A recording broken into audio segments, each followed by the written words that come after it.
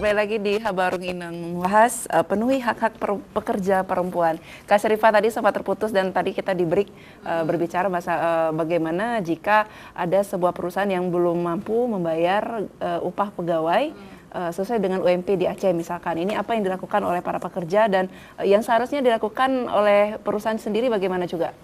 Jadi begini, upah minimum UMP provinsi itu bukan serta-merta jadi setiap tahun. Ada Dewan prosesnya. Pengupahan namanya yang dibentuk oleh pemerintah dengan segitiga pengambil kebijakan tadi. Jadi ada pengusaha di sana, ada akademisi, ada serikat pekerja, ada pemerintah juga. Itu yang mengatur, melakukan survei, terus investigasi setiap tahun untuk bisa menentukan berapa kemampuan upah yang harusnya ada di setiap provinsi.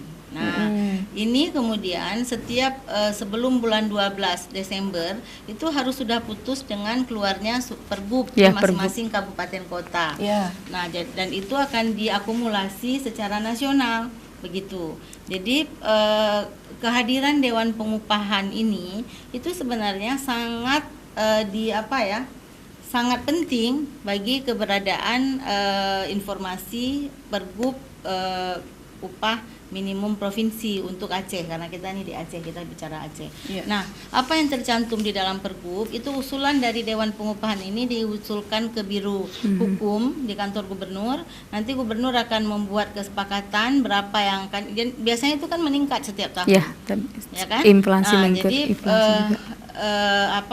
pergub itu keluar, salah satu bunyi di dalam pasal-pasal pergub itu adalah UMP tersebut diberikan kepada tenaga kerja dengan masa kerja 1 tahun. Jadi kalau lebih 1 tahun lebih lagi dia ada tunjangan kerjanya, ada tunjangan masa kerjanya, bla bla bla dan sebagainya itu ya. Tetapi sekarang pertanyaannya yang 2,7 aja itu nggak mampu dipenuhi. Kita kan bisa lihat berapa perusahaan hari ini yang membayar 2,7 minimal untuk tenaga kerja itu.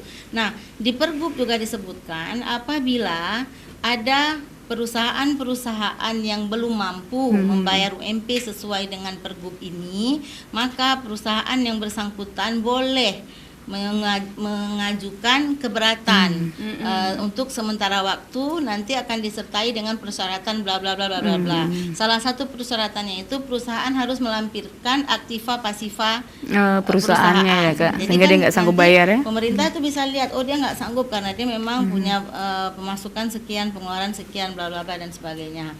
Nah, hal lain lagi, apabila itu tidak dilakukan, kemudian tenaga kerja keberatan karena upahnya itu tidak sesuai dengan UMP itu, seluruh tenaga kerja di Aceh itu bisa dan boleh, harus kayak gitu sebenarnya, melapor ke Dinas Tenaga Kerja. Di sana ada bidang pengawasan ketenaga kerjaan. Nah, tetapi sampai hari ini, saya sudah 4 tahun di Disnaker, itu belum ada satupun yang melapor tentang perusahaan yang tidak membayar UMP. Masalahnya di mana? Yang saya lihat hari ini dalam itu seluruh tenaga kerja di Aceh itu ada sebagian besar nggak tahu berapa UMP. Itu yang pertama. Terus ini kewajiban siapa? Kewajiban pemerintah itu sudah mengeluarkan pergub. Harusnya ini adalah kewajiban perusahaan, di tempat dia bekerja ditempel atau dipanggil ini seluruh seksi karyawan disampaikan kita udah begini-begini. Kewajiban selanjutnya itu ke serikat pekerja, serikat buruh, sampaikan ini. Nah, itu yang pertama. Yang kedua, kok nggak masuk nih, nggak ada laporan.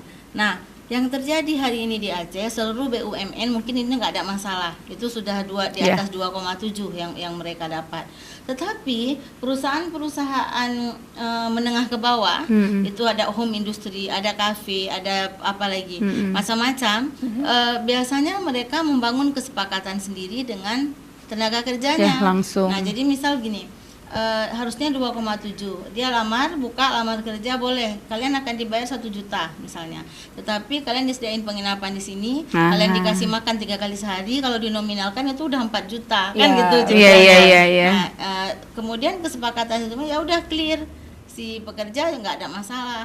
Atau yang lain lagi, ini ada apa istilahnya demand dan supply antara pekerja dengan pengusaha. Pengerjanya bilang begini, yang penting saya bisa keluar kerja. aja pagi, saya keluar nggak dibayar pun secukupnya aja, bla bla bla dan sebagainya. Kebutuhan Nah, ya. begitu dia tuntut yang 2,7 tadi, si pengusaha bilang kalau nggak setuju keluar Keluar aja, ada saja. yang lainnya masuk. Begitu. Dilema jadinya. Jadi ini Lapangan memang pekerjaannya. sebenarnya hemat saya, Dewan Pengupahan ini juga harus punya kepekaan untuk hal-hal seperti ini. Karena apa?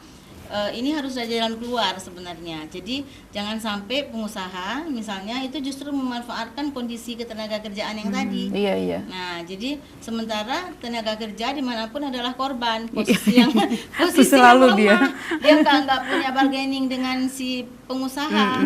Nah, jadi nggak usah juga tenaga pekerja atau buruh di kafe dan sebagainya. Di pemerintahan saja. Iya betul. Iya. Tenaga kontrak yang Honorer dan sebagainya. itu bakti. Kalau yang di provinsi itu sudah cukup itunya UMP. Kabupaten Nah, kota. kabupaten kota Ya. gimana? Iya, iya, Nah, betul, jadi betul. ini kan juga dilematis. Masalahnya apa?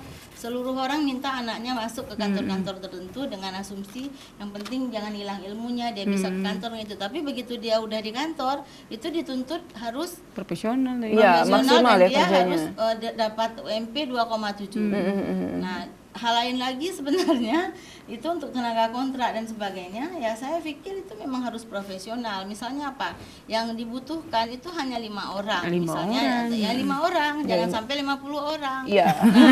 Nah, ketika masuk 50 yang jatah 5 orang itu kan harus dibagi Bagi 50. gitu. Nah, ini persoalan-persoalan ketenaga kerjaan di kita. Jadi sebenarnya saya dalam posisi dimanapun, ini kan posisinya misalnya di masyarakat sipil, di pemerintah juga saya, itu bagaimana kemudian serikat pekerja dan serikat buruh hari ini itu juga harus clear melihat ini. Nah, jadi apa namanya, dia jangan hanya nuntut pemerintah harus begini-begini, tapi Juga lihatlah terlibat juga kondisi dianya ya. clearnya gimana. Jadi solusinya bagaimana ini? Iya.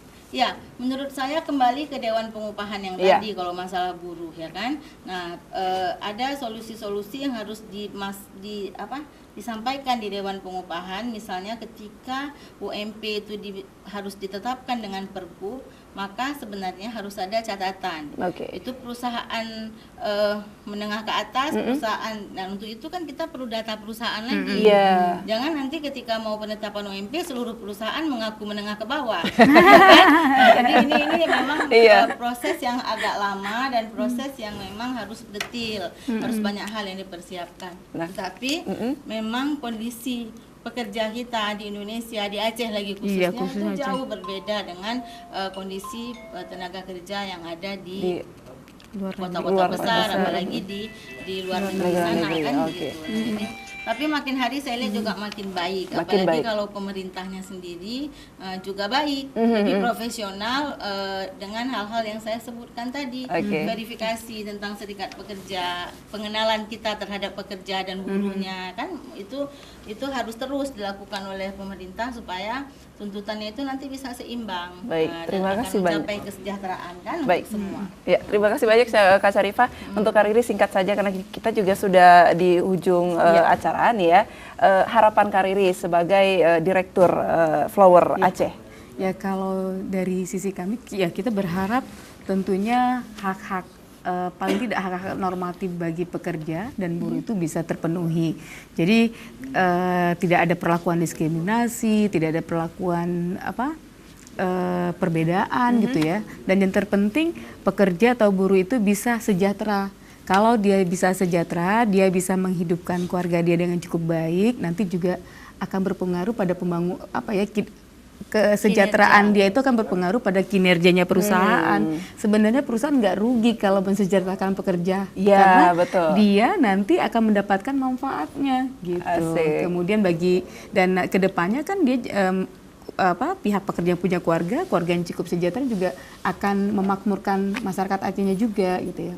Oke, Kayak baik. gitu. Terima kasih banyak untuk Kak Riswati dan juga Kak Syarifah. Sukses terus di bidangnya masing-masing. Dan mudah-mudahan juga pemirsa di rumah memberikan sebuah pencerahan di Haba Uruneng kali ini ya. Dan saya ucapkan selamat Hari Buruh Internasional untuk Anda semuanya, para pekerja. Saya juga pekerja ya. Mudah-mudahan bisa memberikan kehidupan yang layak yang pastinya juga. Dan terima kasih banyak. Sekali lagi saya Agustiada pamit. Assalamualaikum warahmatullahi wabarakatuh. Waalaikumsalam.